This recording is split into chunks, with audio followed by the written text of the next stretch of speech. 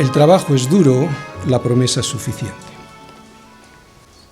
Siendo Josué ya viejo, entrado en años, Yahvé le dijo: tú eres ya viejo, de edad avanzada, y aún queda mucha tierra por poseer. Esta es la tierra que queda, todos los territorios de los filisteos y todos los de los jeruseos. Desde Sior, que está al oriente de Egipto, hasta el límite de Ecrón, al norte, que se considera de los cananeos, de los 5 príncipes de los filisteos: el gaceo, el adodeo, el ascaloneo, el geteo, el ecroneo. También los sabeos. Al sur toda la tierra de los cananeos y Meara, que es de los sidonios, hasta Afec, hasta los límites del amorreo, la tierra de los giblitas y todo el Líbano hacia donde sale el sol, desde Baal-Gad, al pie del monte Hermón, hasta la entrada de Amat. Todos los que habitan en las montañas desde el Líbano hasta Miserformaín, todos los sidonios, yo los exterminaré delante de los hijos de Israel.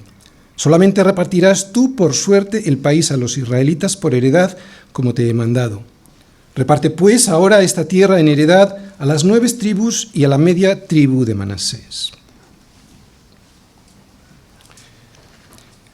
El control que tenía Israel sobre todo el territorio era considerable, ¿no? Sin embargo, no tenía un dominio total. Sí había doblegado a las fuerzas enemigas, consiguiendo un vacío de poder que les daba el control sobre toda la zona, pero todavía no tenían el dominio total. Era pues el momento de repartir la tierra, asignando a cada una de las tribus una porción de terreno para que fueran ellos los encargados de continuar la conquista y defender lo conquistado.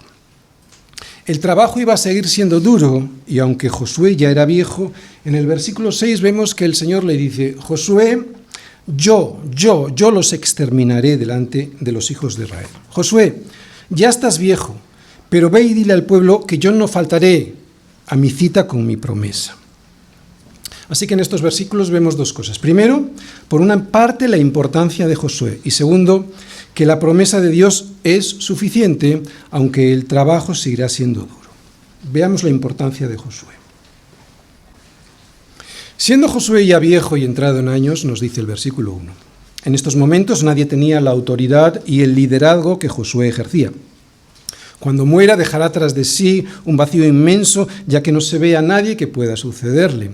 Y es un drama, porque esta situación dará lugar a la trágica época de los jueces, tiempo en el que la toma de decisiones quedó en manos de estos jueces, no eran jueces exactamente, pero bueno, de estos jueces, cada uno de los cuales obraba como bien le parecía. Cada uno de los cuales obraba como bien le parecía. ¿Os dais cuenta dónde estaba el problema? Cada uno de los cuales obraba como bien le parecía, lo que hizo que muchos tropezaran e hicieran caer al pueblo en el abismo. Josué es viejo, rozará ya los 90 años. Había salido de Egipto con 40 más o menos, y era de los pocos de su generación que junto con Caleb no se había rebelado contra Dios en tiempos de Moisés en el desierto, por eso habían podido pasar a la tierra prometida. A esa edad, pues, se le haría difícil seguir guerreando, pero sin embargo quedaba un trabajo importante que Dios le encarga. Su labor había comenzado, ¿os acordáis?, introduciendo al pueblo de Dios en la tierra, pasando el Jordán. Continuó con la conquista de aquella tierra que tenía delante de él, expulsando a los enemigos. Lo que ahora queda es poseer aquella tierra de manera efectiva, por eso ahora hay que repartirla, y este es el trabajo que le dejan, repartir esa tierra entre las tribus. Así que, como ya hemos dicho, la guerra había terminado y la tierra ya era suya, solo quedaba repartirla a las tribus y a las familias, y es la labor que le encarga Dios a Josué. Pero hay algo que nos enseña este versículo 1 entre líneas cuando dice que Josué era ya viejo, y es que, por muy importante que alguien sea en la obra del Señor, llega un momento en el que tiene que aceptar que la edad ya le va a impedir pelear como lo hacía antes. De ahí la importancia de saber dejar líderes preparados para continuar la obra del Señor, porque la obra es del Señor.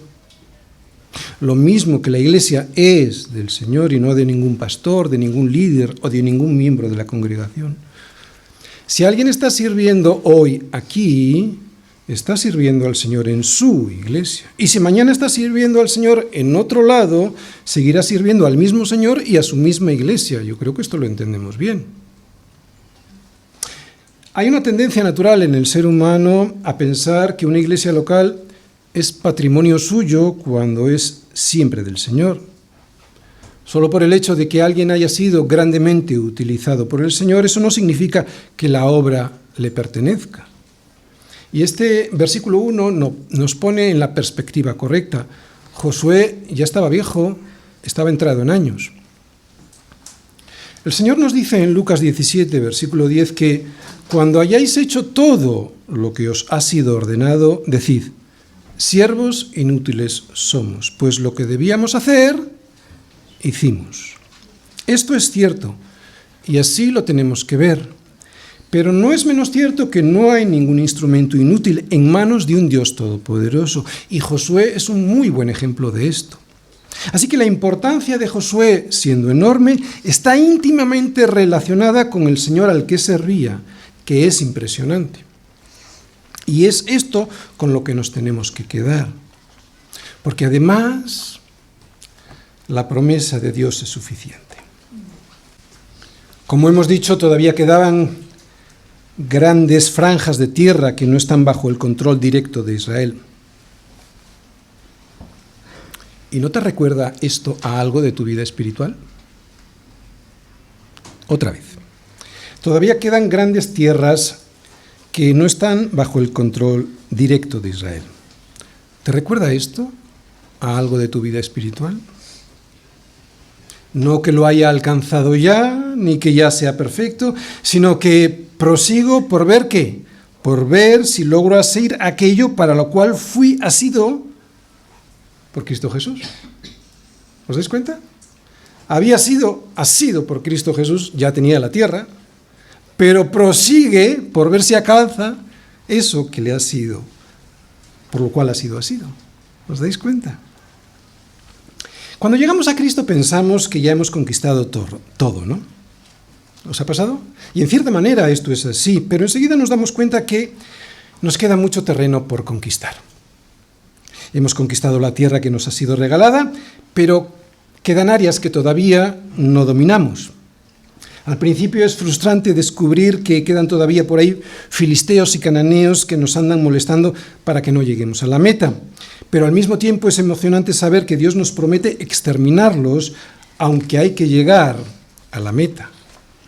Pablo mismo nos dice que no pretendía haberla alcanzado, sino que se extendía en proseguir a la meta, al premio del supremo llamamiento de Dios en Cristo Jesús. ¿Os dais cuenta? No pretendía haberla alcanzado, sino que se extendía, o sea, se esforzaba por conseguir ese premio. Dios nos ha prometido una tierra que ya es nuestra por la fe. Y esta promesa debiera ser suficiente para motivarnos a seguir adelante y pelear por ella con fuerza. Saber que Dios nos ha dado algo que ya es nuestro es un estímulo impresionante para ir a por ello y tomarlo en posesión. Así que, soldados, a por ello. Tener una fe sólida y firmemente establecida en el Señor, fe en que las bendiciones que vemos en las Escrituras ya son nuestras y que lo serán aún más a medida que vayamos avanzando a lo que está adelante, saber eso, debe transformar nuestra mente y corazón para que nuestra voluntad se haga fuerte y tome al asalto esas promesas.